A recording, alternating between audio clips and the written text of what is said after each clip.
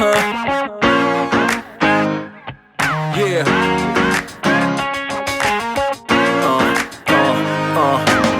Chicks out there would like to party. Listen up, yeah, it's time to start it. And I know you got it. You with me, let's rock this party. All the girls on the side say, and all my fellas on the side say, tonight we're gonna fly high to the skies, 'cause we're gonna have a taste of the good life. And we go up. We're gonna rock this club till it blows up. Yeah, we're gonna live a good life. Yeah, we're gonna do it all night. Tonight, we're gonna live the good life. Alright, let's go and live the good life.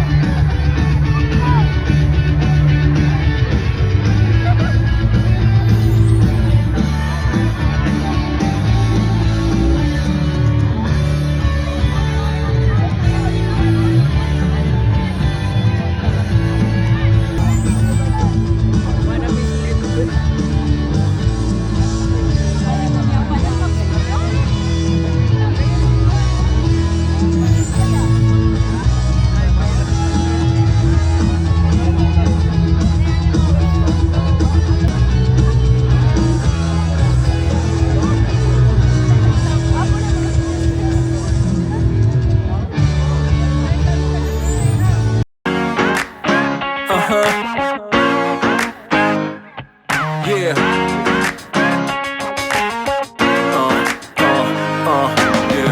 Chicks out there would like to party. Listen up, yeah. Simon, ang among salida showing right now Salvage Land sa tanan nato ng mga sinendere, Robinsons and SM, no? Sa atong mga isol, mga amigo. Thank you so much for being here and Merry Christmas. Now I'd like to turn over the microphone to our lovely, beautiful Kugihan. No, buutan kayo ko. Buutan kayo ni Mayor Lucy Torres Gomez. Thank you very much, of everyone, and especially at Christmas time. So I've always liked the idea of a storybook, no, for Christmas. And for this Christmas, we wanted something different. We also wanted to celebrate the environment because we are all stewards. Now we've seen how climate change has affected us. And it's a wonderful coming together of minds because the Christmas tree, although we gave Kenneth Cobonque free hand our plaza for Christmas, he chose also the environment as the central theme. So, one that we have to represent. So now, today, malipayon mo because aside from this, we have Korean lights, and then we will also have a concert. We will be singing and dancing and going home feeling all the love, no? So I wish you all a blessed season. At this point, I'd like to call on the designer of the Christmas tree himself, Kenneth Oboncato. Such a beautiful design for our plaza, and I want him to speak, no, so that he can tell and share with all of us exactly what his inspiration was for designing this kind of Christmas for Ormoc City. Kenneth? Ngayong gabi, Ormoc. Wala na-design. So, una sa tanan, magpasalamat ko ni Mayor Lucy, ni Congressman Richard sa pag-invite natin today to be part sa inyong Christmas na celebration. No? Sa tinood lang, kuyog nila, feeling artista po ko, sa taas. No? Share ko sa inyo ang gamay nga storya, no? Yun sa ako pag-design ani. Mga more than a month ago, no, giawhas ko ni Mayor Lucy mo design og Christmas tree. Ngayon ko, Mayor, di na ba ko design yun og Christmas tree? Kay tanan nga Christmas tree, bisag asa ka, pareho lang itsura. No? Ang Christmas tree is based on a pine tree na wala din sa Philippines. Kunya ko nga, mga tao mag-expect gihapon og Christmas tree nga murag pine tree. So kung sa may atong i-design ana. Pero ako musulti ana ni Mayor Lucy. Ingon lang ko nga, Mayor, sorry, busy kayo ko, di ko ka-design. Ingon man si Mayor, di ko mo dawat og no. So iya kong gi-challenge pag-design og decoration na unique kaayo og Ormoc canon. So mo ni ang ako ang first ever na Christmas tree. Og depende kung ganahan mo or di, mo na po siguro ni akong last. Ganahan. No? Unless, order na po usap si Mayor. No? So, share ko sa inyo, no, sa kaning concept sa Christmas tree. Okay, daghan man isulti sa Facebook nga mura ko no gabi, no? Mura ka, no? So ako describe ninyo nga kani siya, no? Ha? Kani siya kanang muna siya Christmas bouquet. No, mo ang ako ang offering, celebration of offering sa inyong nindot kayo nga syudad. Nanani siya tulo ka bahin. Pantay ka dre, ang color dre is blue. No, mo represent sa sea. Kanang green is ang earth. O kanang yellow, orange, muna siya ang sun. No? So ang kanang pinakaubos nga layer, muna siya nag-represent sa nagkalain-lain nga mananap sa lake, Danau, o sa atong dagat, riyon, sa atong palibot. No? Thank you. Ang tunga nga layer nagpakita sa mga tanom o mga mananap nga bunda kayo sa inyong diret sa Ormoc. No? Pahinumdong ni siya, unsa ka mabungahon ang yuta sa Ormoc. Ug ang ibabaw nga layer mo na nag-represent sa langit. No? Kita ka na di agila. No? Mo na siya mo represent sa atong mga damgo, pag-ampo o paglaom. No? Ug sa top ana, una siya ang symbol sa Ormoc, no? Ang kalachuchi, na simple o elegante. No? So mo na siya ang atong Christmas tree. No? Flower nose. Sigurado ko, di na siya unique diri sa Ormoc. Sa Leyte, unique po na siya sa kalibutan. Okay. Unya, kani mga ferry, unya, muna ako ang paglaom nga kining mga dako nga ferry magdala ninyo og kalipayon kada buwan. I hope that these ferries will make your every wish come true. Unya og lagi usan nila mohatag sa inyo og winning a lotto number. Palihog i-share lang. So, salamat kayo Ormoc sa paghatag nako og higayon nga makahimog usa ka butang nga dako kayo kahulugan para ninyo. This is my gift for you. Thank you. Maghinaot ko na kini magdala niyo kalipay o paghinumdum na ang Ormoc puno sa tinabuhi, katahom o paglaom. So, mayong Pasko sa tanan and daghang kayong salamat Ormoc City. Mayong Pasko. Beautifully said. And now we proudly present the plaque of appreciation to Mr. Kenneth Coburn, I'd like to read a multi-awarded industrial designer honoring his contribution and dedication toward Christmasayang Ormoc. Certificate of appreciation is given to Kenneth Copenpue for sharing with the Ormocanos the gift of his remarkable talent via his design of the 2025 Ormoc Christmas tree. Our city plaza has been transformed into a Christmas storybook, a source of happiness and joy during this pleasant season. Inspired by the enchanted mangrove, this year's tree stands as a symbol of the enduring hope and resilience of every Ormocano.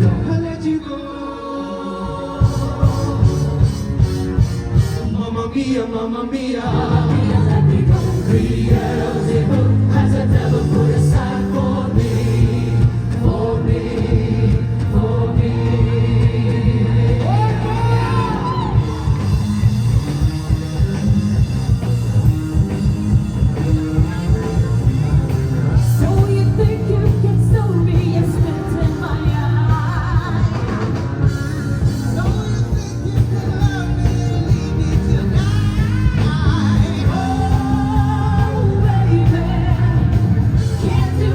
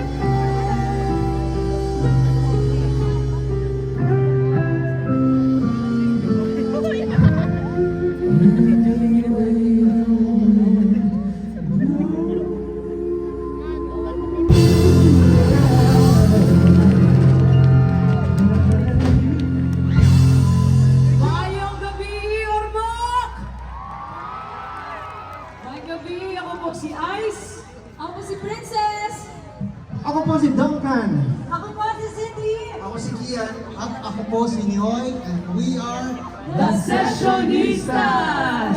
Sobrang saya po namin na makasama po namin kayo ngayong gabi sa inyo pong holiday tree lighting celebration. Ang saya-saya namin. Thank you so Sobra. much. I just wanna say napakaganda niya. Sobra. Pwede po ba siyang iuwi after dito? Ang ganda. Ang ganda po. maraming salamat Happy po. na ako dun sa isang pinya na yun. Tigil-isa tayo. Tigil-isa na tayo. Sige. Ayan, maraming salamat po sa mga Nods for inviting us through Mayor Lucy Torres Gomez, of course, and Congressman Richard Gomez. Maraming salamat po for inviting us. It's very iba eh. Iba yung feels. At talaga makikita mo na talagang pinaghahandaan at binibigyang importansya itong season na ito. Yes. Kaya, ready na ba kayo makikanta sa aming lahat? Okay, huwag na natin patagalin pa. Simulan na natin to, guys. Hits.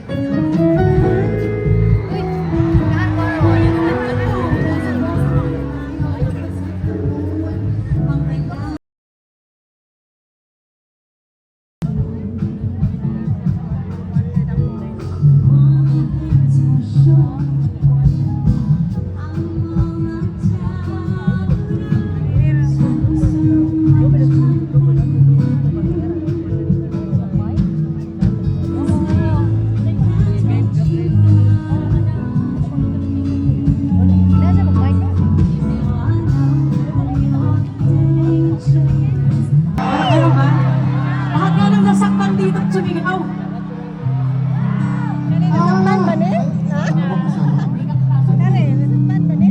So ito ay para sa mga nasaktan, pero nung nakilala nila yung special someone na yun,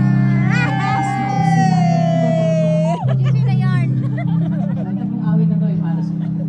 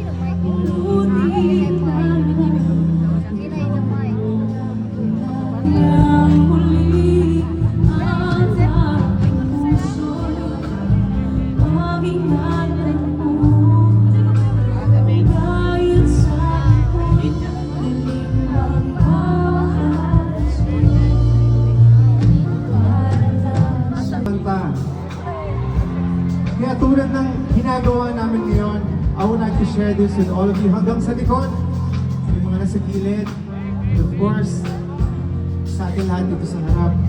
Guys, join me in singing ha. Ayaw maulaw. Come on.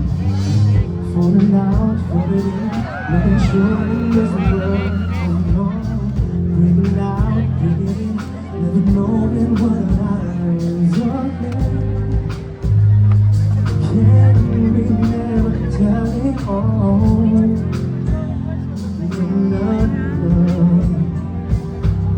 Say goodbye, say hello to another friend. Sometimes we never could understand, but some things we can do justice. We never have it all. No, no. Life's full of challenges, not all the time we get what we want.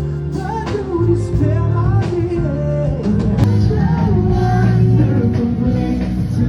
One more time, say, even in the rest, lay down, everything will be alright. For as long as you work, still just there will be night and day. Can you believe? There's a love after the rain. That's right.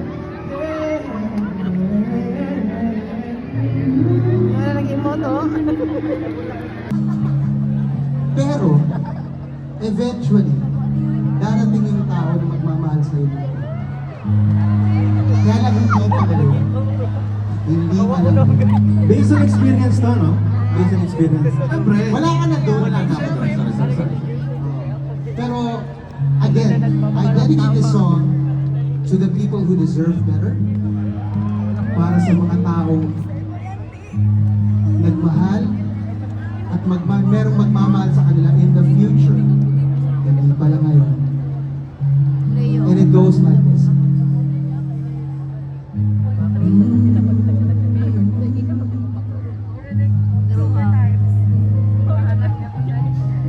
Someday,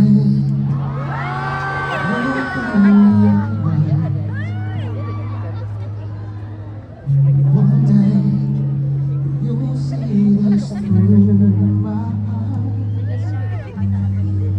By then, I won't even be there. I'll be happy somewhere, even if I can. I know you don't really see my you think you're the last girl on earth. Well, I've got news for you. I know I'm not that strong, but it won't take long. It won't take long. 'Cause someday someone's gonna love me the way I wanted to meet me. Someday someone's gonna take your place. One day I'll forget about you. You think I won't even miss you. Someday I know someone's gonna be there. Yeah. Someday someone's gonna love me the way I wanted you to meet me. Someday someone's gonna take your place. Yes, you will. One day I'll forget about you.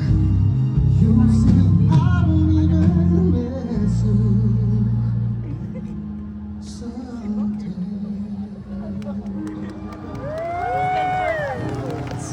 Yun pala natin everybody. Yung kanta na to, na kahit hindi na tama, hindi mo maintindihan bakit hindi matapos-tapos yung pagmamahal.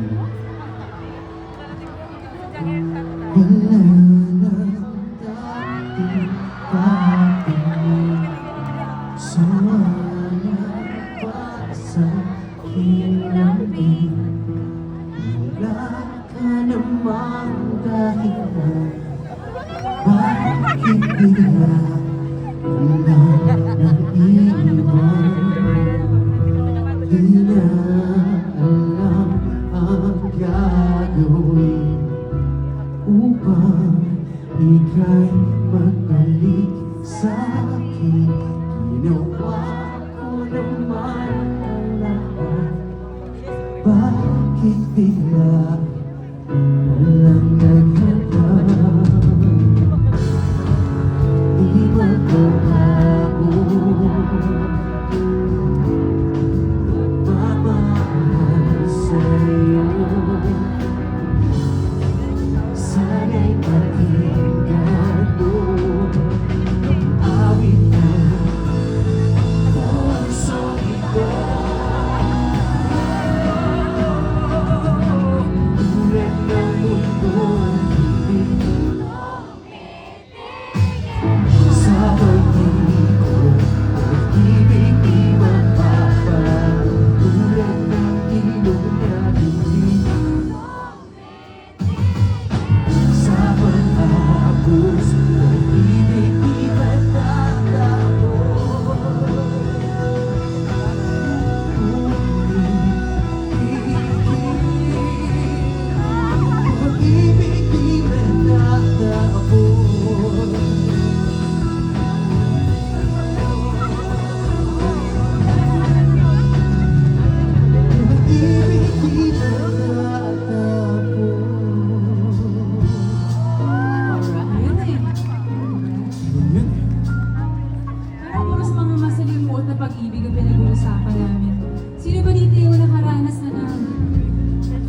Masarap na pag-ibig pero hindi kasamang sakit. Ay, hindi ako yan. Ang tawag dyan ngayon, toxic relationship. Toxic relationship. Pero minsan kasi pag talagang we're so into that person, parang it's so hard to get out of it or to let go because the feeling is so passionate, right? Yung mga ganyan. So, itong song na to is my cover of a Lady Gaga song. Ginawa kong nakakaanto. Sexy.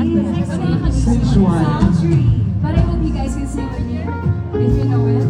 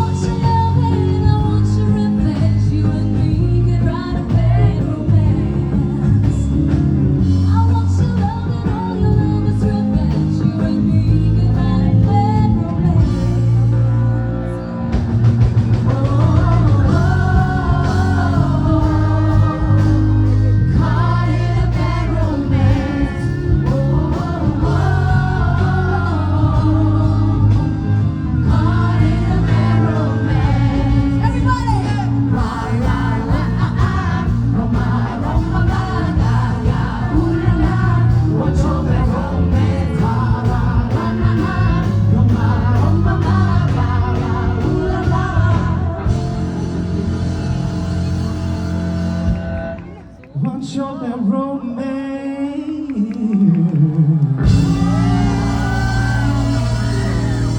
Ladies and gentlemen, give it up for Loveman Ramos!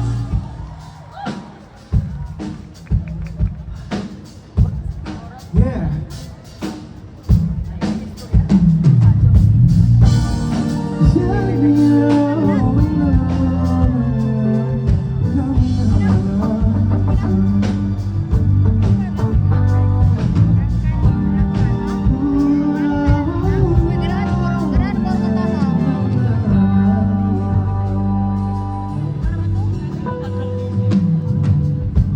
Ito na naman naisip, minsan'y naglalakad. Nasa akin na lahat, bakit namumula?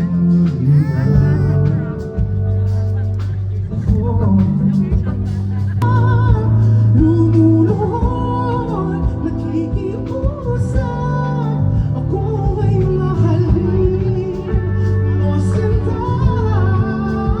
Ikaw na ang siyang magbabago sa aking buhay. Hanggang iwanan ang lahat, upang magagiling na sinta.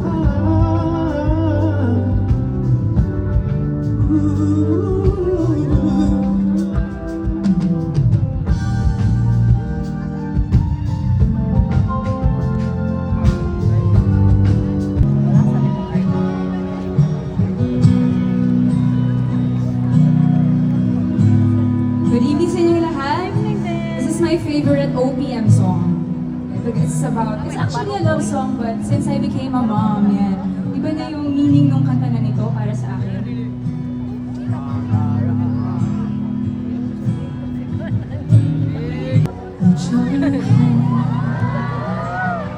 Baby, don't be scared of the things that could go wrong along the way. We'll get by with a smile. You can't win at everything, but you can try.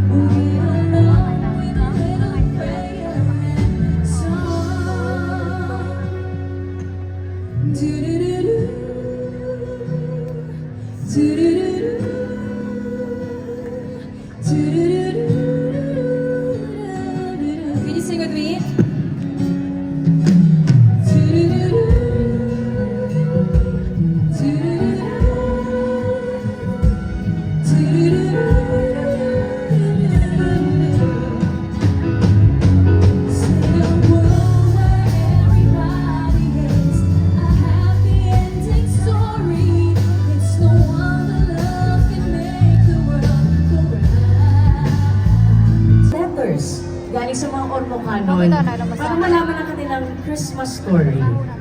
Kaya sisimulan natin sa inyo later, pero magkantahan muna tayo. Mga ruling po muna tayo.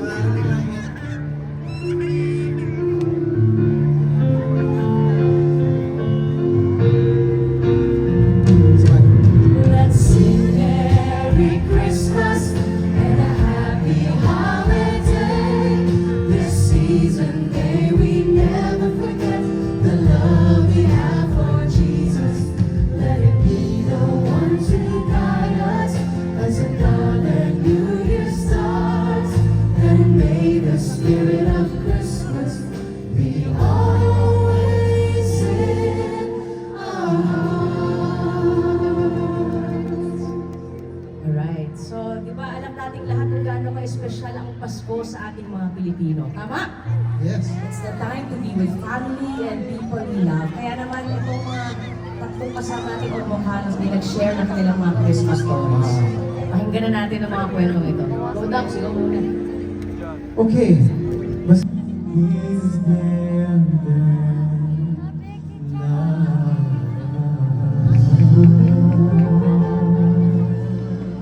Mula sa kwento ni Eunice, punta naman tayo sa kwento ni Gian.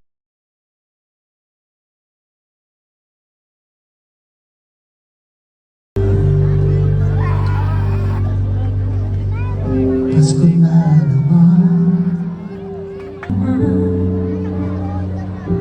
Kailangan